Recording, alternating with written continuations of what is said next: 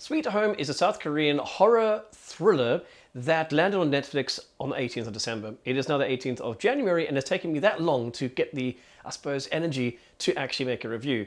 And you'll find out why. It basically stars more Lees than a Bruce Lee convention. I think they're pretty good actors in this, actually. Overall, I would say that all of them, I'd say about, yeah, 3/4 of them are really, really good. So you've got some good acting in here. The CGI I really thoroughly enjoyed. It's not normal CGI. It's almost reminded me of stop motion photography or stop motion, like almost like Jason the Argonaut kind of thing, which was great. I love the CGI in this. There's some really innovative monsters, from big eyeballs to monsters with tongues that fire out and try and grab you and pull you in, to big brutes. And other ones with their heads cut off with no eyes, but they can smell you. So there's some really innovative monsters from obviously the source material that make it through to this. The biggest issue on this is the editing, and I'll tell you why.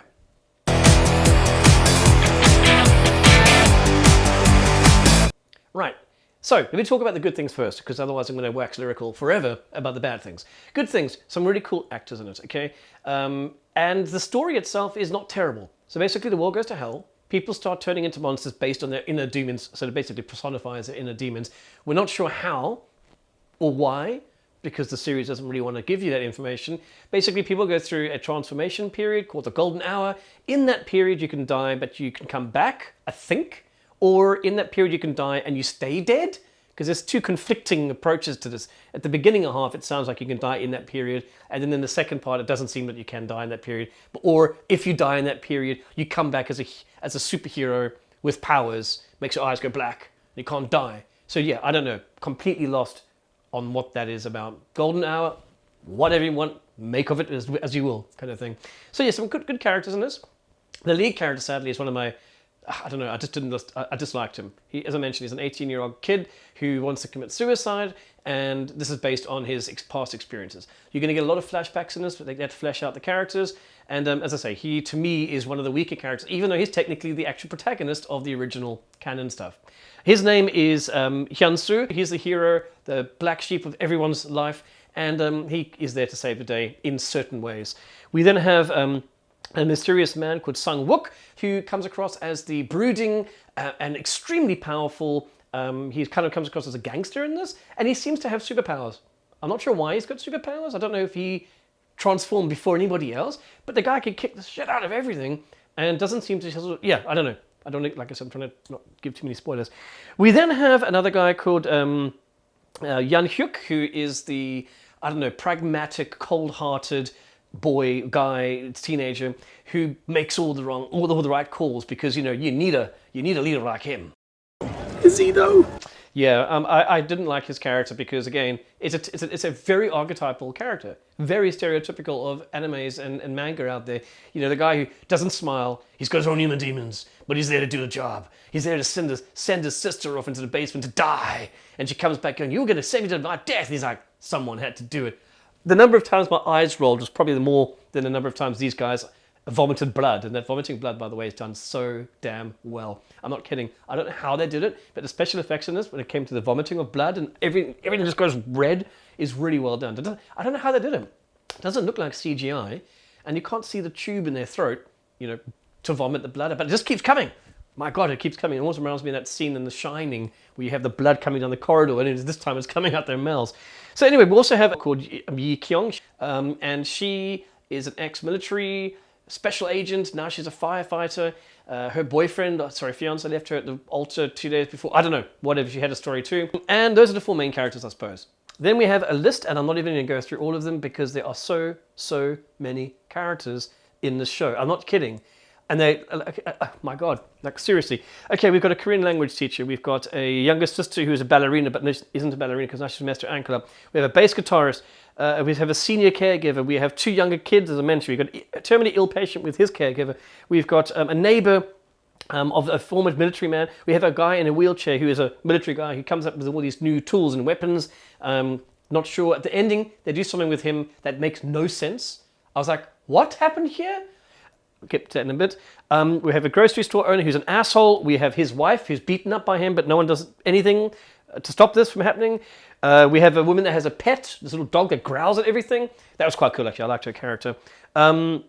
And we have a woman that lost her child when she in an accident, and now she pushes around a pram with no child in it, but she thinks that there is a child, talks to this empty space, quite freaky, and a whole bunch of other comedic characters. And yeah, there's a lot of, I'm not joking, there are one or two who are very annoying, but I'm assuming that they're there for the comedic element. And some that was, as I mentioned, they're very stereotypical. The brooding stranger, the pragmatic guy, the girl who just gets it done, and stuff. And like I said, the characters are pretty cool in this. The special effects I loved. Really thought they were very good. I mentioned the blood right now, but also the baddies. The actual monsters themselves are loads of fun.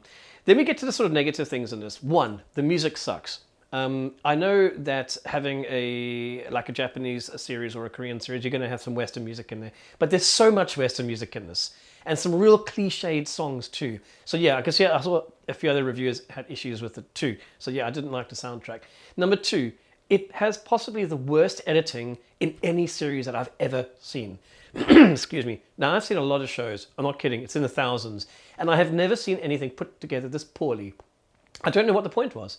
I'm assuming it was part of their, there must have been reasoning behind it because it was so consistently bad. It wasn't like it was accidental. It felt like it was done deliberately. Like, for example, we have at the very beginning of the show, you don't know what's going on, okay? You don't know if it's a viral infection that's turning people into monsters. You have a scene where this lady brings a box of fish and she gives it to the security guy at the bottom of this flat. Everything takes place in this one building. And she walks away and he smiles like, oh, she gave me something nice, but she didn't. She was being an asshole. She gave him a box of, rotten fish. He opens it and there's flies everywhere. And the moment he opens it, he starts vomiting blood. The moment he does. So you think in your brain, okay, there is a contagion that maybe the flies carry. Or it's a viral thing that came from the bad fish. Something like that. And she walks away like she's done this on purpose. So for the first 2 episodes, I spent the entire time thinking that this woman is part of some conspiracy to spread the virus. But she wasn't. And the entire series is like that. Every episode, the editing confuses you, especially coupled with the fact that you've got flashbacks. So you've got flashbacks, bad editing, and a story that doesn't know what it wants to tell, and elements like with the superhero strength and stuff like that, you don't know what's going on. A golden hour thing that's never explained. Monsters that appear, which also aren't explained. As I mentioned, I think it's got something to do with inner demons. Who knows? If you look at the original source material, it didn't. It's totally convoluted, but that's normal. So yeah, I had a great deal of issue with watching this because the editing was so poorly done. It finishes on a cliffhanger, which obviously means there's going to be a second season, and it was a very popular show in America and even of course in South Korea when it came out, which is good. I'm glad people enjoyed it. I just couldn't get through more than one episode in the evening because, like I say, the editing was shocking. I remember laughing so many times when I was like, what? What? You were in the basement just now, trying to fight back and get the basement back in a car, fire and everything. And then the next moment they're sitting in a circle drinking tea. I was like, okay, is this a flashback to planning to go into the basement? No. So yeah, sadly, the editing in this killed it for me. Like, it really killed it for me. It is sitting on 80% on Rotten Tomatoes, so good. I'm glad a lot of people enjoyed it. But I can't give us more than a 6 out of 10. Because if you can't coherently tell a story with good editing, it falls apart. And I remember when I was studying at university, my lecturer told me that you will always notice bad editing, but you'll never notice good editing. And in this show, I noticed the editing every frame and almost every single scene. Anyway, let me know what you guys think of it, and hopefully someone out there enjoys it. It seems that they do. I'll catch you guys later.